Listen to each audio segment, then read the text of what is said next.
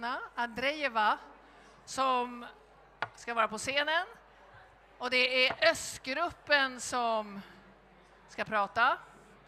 Och Katsiaryna har trakasserats och misshandlats av polis vid flera tillfällen. Så det kommer att handla om demokrati, mänskliga rättigheter, avgörande pressfrihet och yttrandefrihet.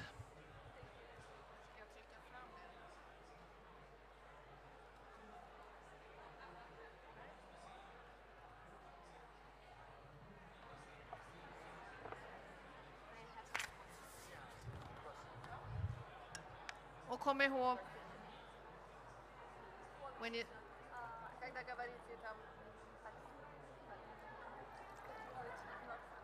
sorry, the quality of the image. No, but it's the best we have. Really, yes. Yeah, so you have to accept it. And just your chin on the microphone. Yes. Okay.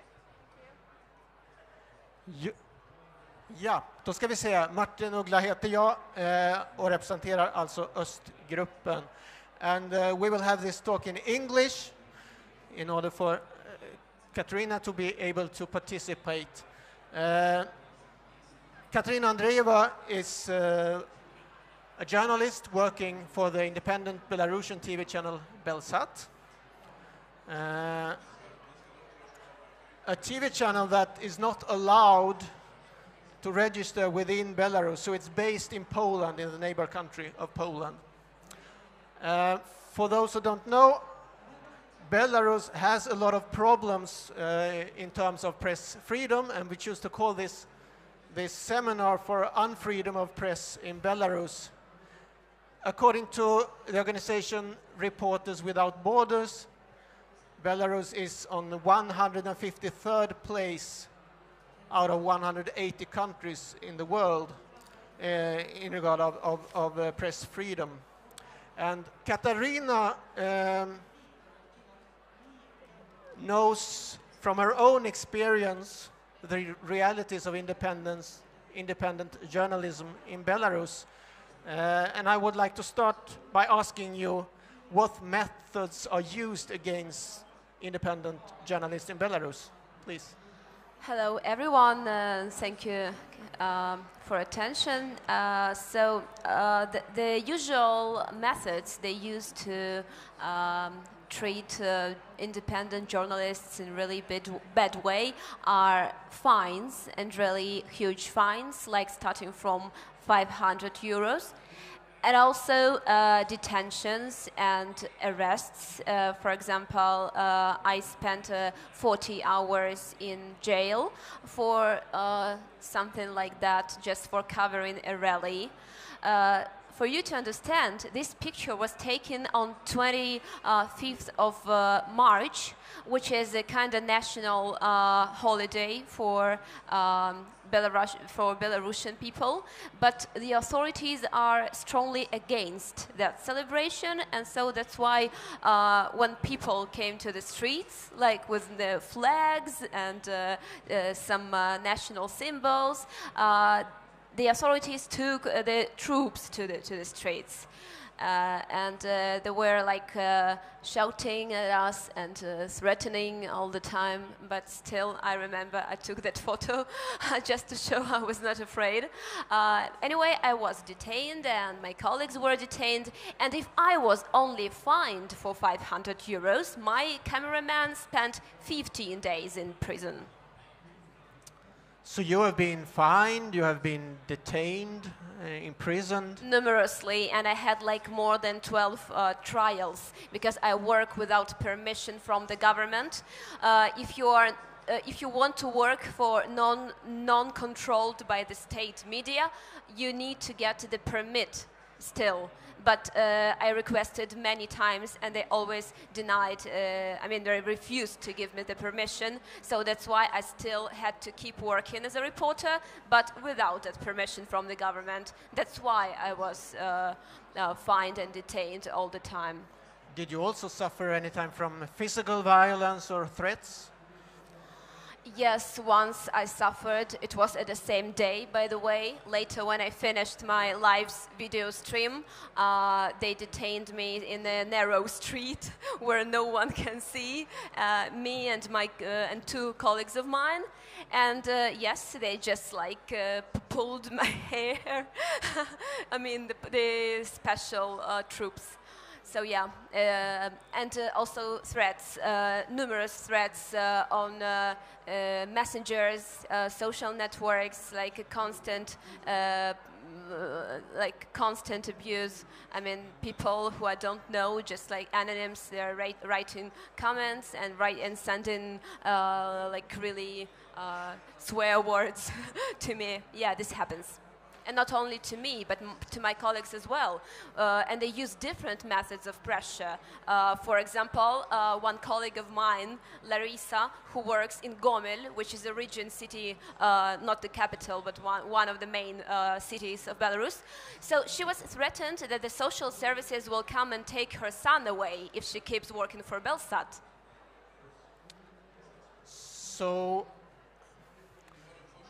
what does that mean when you're working as a journalist and you have to face those risks all the time? Isn't there also a risk for self-censorship, that you are not prepared to report what you see in detail? Yeah, just to make it clear, we have a number of TV channels which are all controlled by the government and financed by the government, and Belsat is like the only one. And the authorities are really afraid of the image, because you can post something on social networks, but it's still not that influential for our society. That is still not that modern. So our people they trust the image. So that's why the authorities are afraid. And yes, sometimes it happens the journalists who manage to get the accreditation, to get the permit from the government, they start a kind of self-censorship because they're afraid of losing the permission. It's very simple. So yes, they have to implement these small self-censorship measures, which is a big pity to me. I hadn't had to do this never in my life. Did you know about all these risks when you decided to become a journalist? Were you aware of what kind of situations that could face you as a result of your doing this kind of work in the streets? Well, being a journalist, it was like a dream of my life. My grandparents are journalists. In my family, there are a number of journalists as well. So it was like a decision, lifetime decision. Since I was 19, I think, I started publishing my articles in independent press, and I keep doing that for 6 years already. Did you ever regret this choice? Never. Even when I was sitting in the jail, I didn't regret my choice at any point, because I love the process of writing, of reporting, in-field reporting, and so on. Yes. Thank you. Still, I can't stop wondering, because we hear about the repression towards journalists, and not only journalists. We hear about these imprisonments, these fines, other things that people are suffering from. And I'm sure that although you and your colleagues are very brave, there must still be some kind of fear inside of you. And I wonder, how do you cope with this fear? How do you manage to work in spite of this fear? You shouldn't think that you are like a fighter, you are struggling all the time. You're just keeping the standards, giving both sides different points of view, and just being a journalist, and it's not being, an opposition leader. So I still realize that I'm against Lukashenko's regime, but my main task is to bring the information in a country with a lack of this information. That's how I understand my role. And to cope with fear, it's very simple. When you are there, you get so much energy and so much adrenaline that you don't think about fear. It comes later. And what do you feel later when these feelings arrive to you? Well, I feel disappointment. I have two emotions: disappointment and satisfaction. I'm satisfied because I reached my aim. You know, I finished my report, although I ended up in a police station. But I also feel huge disappointment because there is a lack of support from civil society, and our civil society is not that influential that in Western Europe. They have this experience on living in Lukashenko's regime for 25 years. Like all my life, Lukashenko is at power. So that's why they became indifferent and like pacificated, if you know what I mean. The atmosphere is very depressing, so this is painful. That we feel it not only from the government, the authorities, but also from random people, just Belarusians who are so affected by Russian propaganda and who watch these Russian TV shows like every night, and sometimes I feel like, for whom do we work? For what audience? Well, I can imagine the adrenaline kick that you get, and I'd like to share one of my impressions of your work, because 2 years ago I was watching a live stream on Facebook where Katsiaryna was reporting from a picket where the police were detaining oppositional politicians.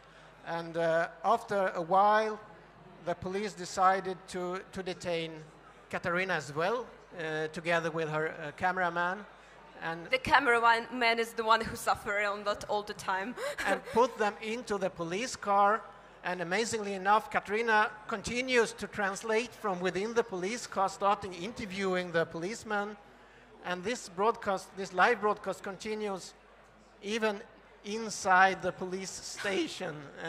Yeah, I couldn't leave my operator there because we were in another city, and I couldn't go to Minsk alone without my cameraman and just leave him there at the police station. So yes, I continued streaming until they just took away the iPhone and dropped it on the floor. And finally, the broadcast was interrupted as a result. Yeah, they just broke the camera. But I know that some of your colleagues, for example, have decided that there's no other way out than to leave the country for security reasons. Did you ever have that? Did you ever think about that yourself? Well, I operate from Minsk, but the headquarters of Belsat is in Warsaw because we didn't get the permission, as you can understand, to broadcast from Minsk. So yes, many colleagues of mine went to the West to the work from Poland, from somewhere else, from Brussels as well, and I got the invitation and I spent like 3 months working at the headquarters, but I didn't feel the same as when I was working in field. For me, Minsk, and living in Belarus and coping with all the challenges, with everyday risks, that's the life, you know. And my husband is a journalist for Belsat TV as well. That's a big support for me. Some argue right now that the repression in Belarus has become softer, that it's not connected to that much risks any longer if compared to 5 years ago or 7 or 8 years ago. Do you feel that that it's easier to work as an independent journalist in Belarus today? It's not easier for us. We get detained and fined still. Well, they don't kill journalists in Belarus, you know, as they do in like some countries, Middle East, sorry, and so on. But still, we get arrested and get fined. Now Lukashenko is trying to obtain the reputation of a peacekeeper because he's holding these peace talks for Donbass conflict in Minsk, and he's trying to change the game. But I think that still he won't change himself, and he's still a dictator. And I mean, the pressure shouldn't be less on him from Western governments. That's what I think. Of course, we don't feel enough support. I mean, if I get detained, some Polish officials, they make a statement, but you know, there's always a statement and expressing a deep concern. But the journalist is in prison. What kind of pressure would you welcome then? Do you think that the sanctions, for example, could work in a more efficient way in order to pressure Lukashenko or the regime to a change? I understand that Lukashenko is kind of partner for West now in context of Russian expansion and Russian aggression in eastern Ukraine and Crimea. But still, Western partners, they shouldn't forget the nature of Lukashenko's regime, his illegality. So maybe sanctions might be one of the solutions. I really think so. I noticed an interview with President Lukashenko 2-3 days ago, where he stated that he will not be president forever. And that sounds good. But what do you think? What will come after Lukashenko? And what will your role, will the situation be like the same, or do you see any prospects for change? And how do you look upon yourself as a journalist in, for example, 5 years, 10 years? The main risk that we are facing now is integration with Russia. They have an integration plan which they don't disclose to the public. We can send any request, but they never reply. They don't give real information about that. They have the plan of economic. They announced the plan of economic integration. I mean, they're going to have a common budget, common customs, some common institutions with Russia. It's so-called union state, but it looks like you know, we never know what's hidden behind this. And if Russia does the same as it did in Ukraine, probably that's the only case when I understand I would leave the country, because you know, it's just gonna be prison or death for us. I see no future if Russia comes to Belarus. It will be like the tragedy of the generation, of my generation. And the only thing I can do to stop it is to bring the truth and to continue reporting. Thank you. We talked a lot about the risks you are facing. That's definitely one part of the non-existing freedom of press in Belarus. But another aspect that perhaps is not so often mentioned is the problem of acquiring information or receiving official information. Could you please tell us something about that as well? All governmental structures are very closed and they don't give information freely, so we have no access to documents of police, Ministry of Internal Affairs, the Secret Service, which is still called KGB in our country, the only post-Soviet country who kept this name, saved this name. And yes, we have no access to that. And the only thing we can do is to build a circle of anonymous sources and try getting information in that way, but the fact check is always the problem in this case, you know what I mean? So we have to double check and triple check all the information we get from the sources, and it's a big risk too, one of the risks. But you can always, you know, if something's happening, if something's going on, you just go there and show what's going on, because state-controlled TV channels, they didn't show this. Just for you to understand, the reports were like, everything is very calm and fine on the 25th of March in Minsk. So what do people in general believe then? I understand that Lukashenko wants to present you as some kind of saboteurs or unfair journalists, but what are the attitude of common people in Belarus? You know, we have this joke, the state journalists are called fair and independent ones are called unfair, but it's totally the opposite. The question was? Well, do you feel any popular support among ordinary people? Do they understand that the state-controlled media is about propaganda and that you are trying to give them the truth? They do understand, but I'm afraid that instead of turning on independent TV channel, they will turn on the Russian one. You know what I mean? Of course, they hate the official Lukashenko's propaganda. Like, everyone hates it because it's very not up-to-date, old-fashioned TV, the image... you know, everything's so awful, and of course, young people, they don't watch these Lukashenko's TV channels, but they do watch Russian ones. You said earlier that of course, you're in a situation where you're in some way opposed to the regime and to Lukashenko, but still, you wouldn't describe yourself as an ally with the political opposition.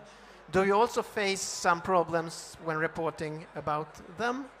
Is it possible to keep a balance, to be a neutral journalist in Belarus today? To be neutral, to keep the balance, yeah, it's always very difficult, because if you are independent, traditionally you are considered a supporter of some opposition party. But the opposition is not represented at our parliament at all. So it doesn't make any sense. There is opposition, there are some protesters, like protesters parties. They are not opposition represented at the parliament. So yes, I don't support any political party, and I think that's crucial for independent press. I have like I mean, I'm not I'm not a member of any political party. I don't support, and I'm trying to report neutrally. But still, as a citizen, I am against Lukashenko. But I don't vote, I don't go to the elections, because it makes also no sense, because the result is just falsified every time. We're going to have presidential elections next year, in 2020. But still, it makes like no sense. While Lukashenko's at power, he's gonna be at power, and when he decides to quit, I hope I will still be young then. So we've talked a lot about problems in Belarus today. I would like to end on a positive note, or at least a note of hope or opportunity. Where do you see the hope for the future? Positive. Well, I have few positive news. But still, I think what we really need in Belarusian journalism now is to develop investigative journalism. There are some media outlets for investigations in Ukraine and in Russia as well, but we don't have one in Belarus and operating from Belarus, I mean, with a bureau or editorial in Minsk. And that's what I'm planning to set up with my colleagues. We're only 3 or 4 persons engaged in this, but now we are looking for support. I mean, not only financial support, but political support from the West. And I'm like, I see myself in next 5 years setting up these media and doing investigations about Lukashenko's officials' corruption, tracking the money flows, disclosing information to the society, and just keep bringing the truth to people. I hope they need it. So let's hope this vision comes true. I'm glad that we could end on a positive note, and I want to thank you for participating in this talk, and I want to thank you. Thank you very much for your attention.